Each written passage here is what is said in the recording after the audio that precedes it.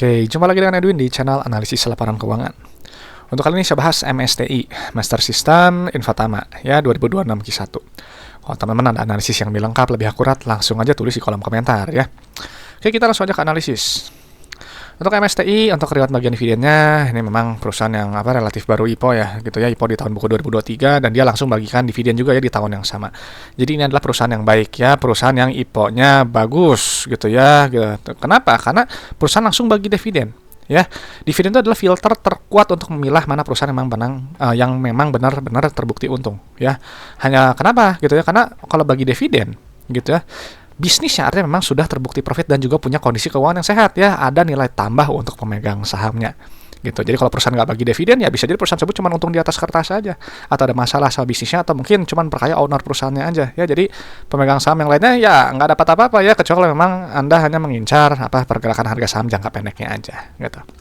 Nah, jadi kalau yang seperti ini kita harus bisa layak untuk dilihat lebih lanjut ya. Ini nanti dicek lagi untuk pembayaran cash dividend finalnya. Ini kan pembayaran Juni ya, sekarang masih Mei gitu. Jadi dipantau aja apakah sudah ada hasil RUPS-nya udah bagi dividen atau belum ya. Dan memang secara yield juga ini cukup besar ya, di 9,96%. Perlu waktu 10 tahun ya untuk balik modal berdasarkan kalau misalnya kita hanya mengandalkan dividen aja ya. Jadi ini sebenarnya masuk akal gitu ya, bagus gitu ya, gitu kalau benar-benar mengincar dividen. Oke, berikutnya kita lihat ke ini ya, Kastara Kasnya ini satuan rupiah. Kayaknya kita harus lihat Kastara Kas, karena Kastara Kas ini adalah jumlah uang yang ada di dalam dompet perusahaan ya. Jadi si uang kas ini punya fungsi untuk bayar operasional usaha, ekspansi usaha, dan juga untuk bayar pinjaman ke bank ya. Gitu, jadi nilainya nggak boleh terlalu sedikit. Nah, untuk posisi kasnya di sini memang turun 7,8%, gitu, turun 128 miliar. Nanti detailnya kita cek di laporan arus kasnya. Berikutnya ke tab saldo laba di ekuitas gitu ya, yang ini untuk melihat untuk melihat total akumulasi keuntungan yang telah dihasilkan perusahaan dari semenjak perusahaan yang pertama kali berdiri sampai sekarang 2026 Q1 ya. Ingat, sudah Q1 sekarang. Nah, di sini artinya si MSTI ini telah profit sebesar 1,7 triliun di sampai 2026 Q1 ya. Jadi ini bagus, saldo labanya positif, dia juga bagi dividen ya. Nah, berikutnya kita lihat ke ekuitas milik, yang ini nilainya ya. Oke, ini 0 KNP-nya. Di sini kita lihat ya, untuk rasio saldo laba terhadap modal awalnya 2,5. Artinya MSTI telah profit sebesar 2,5 kali modal awalnya. Jadi ibarat modal 1 miliar telah profit 2,5 miliar di luar dividen yang telah dibagikan ya, di interim sama 2 kali dividen final.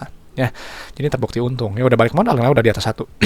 Tapi wajar ya, perusahaan seperti ini secara PBV premium ya di 1,7.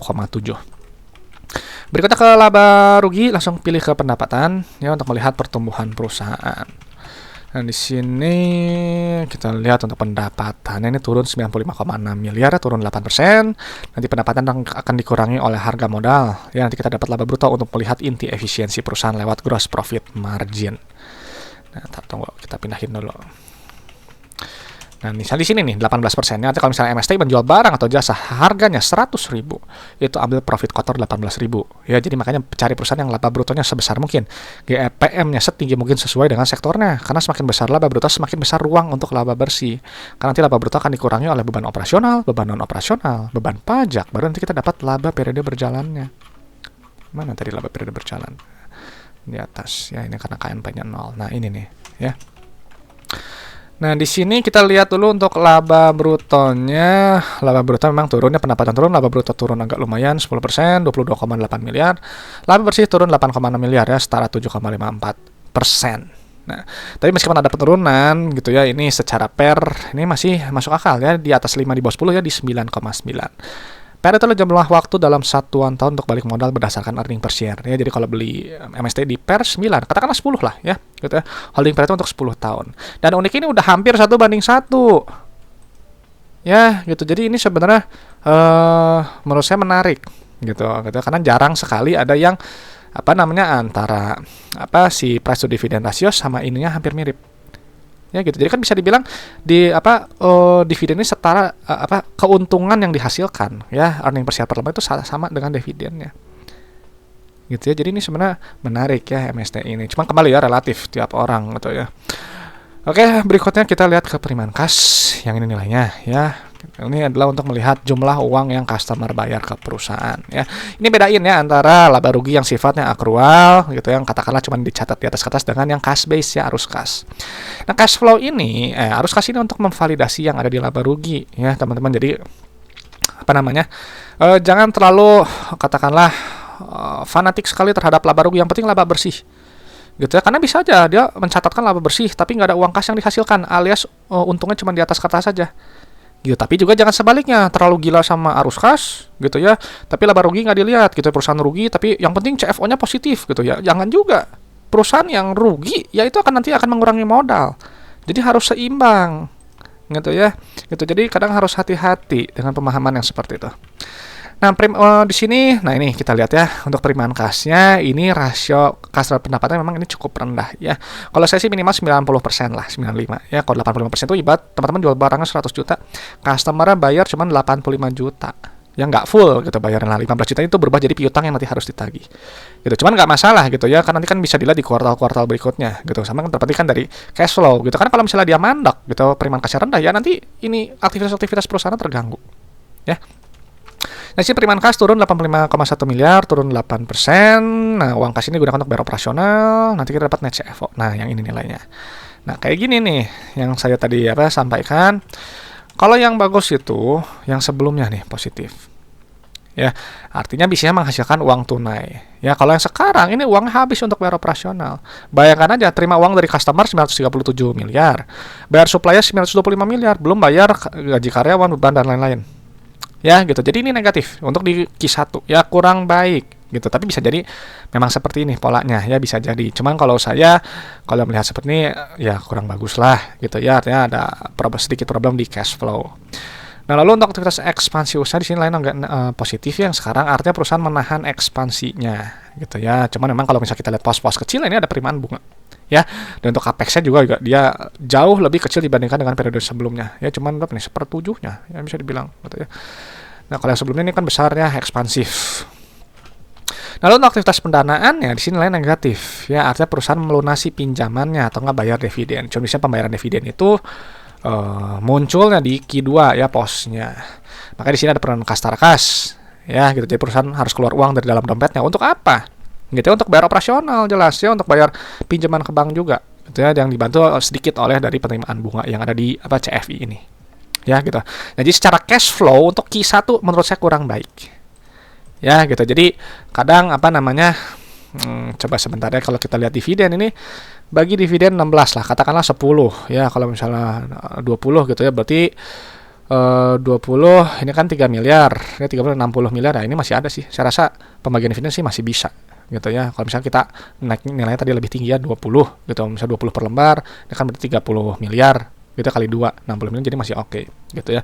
Cuman yang seperti ini, CFO negatif seperti ini, jangan sampai terjadi berturut-turut ya. Jadi ini yang seperti ini udah bukan waspada ya, taruh perhatian untuk di Q2 ya gitu. Karena kalau dia runtut terus negatif, nanti lama-lama dia akan bergantung pinjaman ya, meskipun kasnya kuat.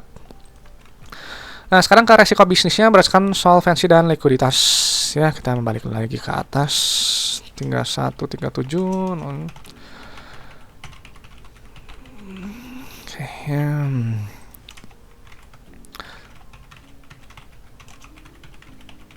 Oke, di sini kita lihat untuk rasio lancar kuatnya di 3,59, posisi kas sangat kuat di 1,7 ya, kewajiban kurang dari setahun 873 miliar, uang didapat 1,4 triliun lebih.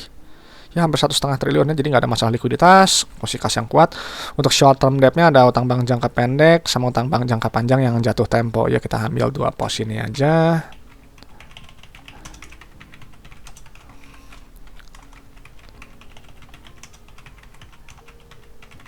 Oke, di sini kita lihat untuk short term debt ada penurunan gitu ya, dan rasio kas sama short term debt-nya kuat sekali, 148 kali ya. Utang kan cuma 10 miliar, uang di dompet banyak ya, jadi nggak ada masalah kas kayak gini. Likuiditas sangat kuat ya, cuman cash flow-nya aja ya mungkin memang seperti ini kali ya, dilihat lagi di Q2. Untuk jangka panjangnya secara liabilitasnya kita pindahin dulu. Angkanya salah. Oke ya, di sini kita lihat untuk DER masih rendah ya di 0,4. Untuk long term debt-nya di sini ada utang bank Yang ini aja. Wah, ini kuat ya, yang seperti ini. Long term debt to equity-nya tidak ya nggak nol ya, hampir nol ya, 0,00 sekian gitu ya. Jadi ini secara jangka pendek, jangka panjang ini resikonya rendah ya, posisi kasnya masih kuat.